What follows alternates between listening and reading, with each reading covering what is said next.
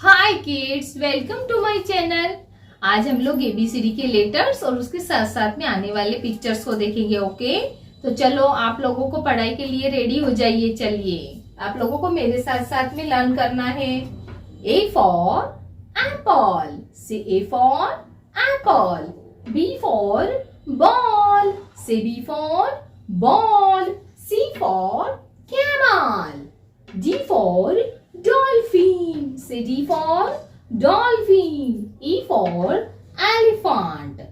F for flag, say F for flag. G for giraffe.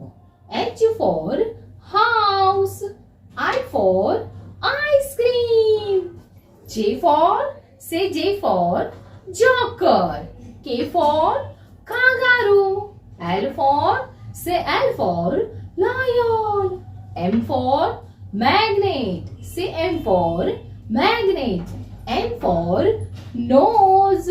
O for, say O for orange. Yes, O for orange. P for pigeon, say P for pigeon. Q for question. R for rocket, say R for rocket. S for shoes. T for top. U for umbrella. V for violin. W for watch. X for x-ray.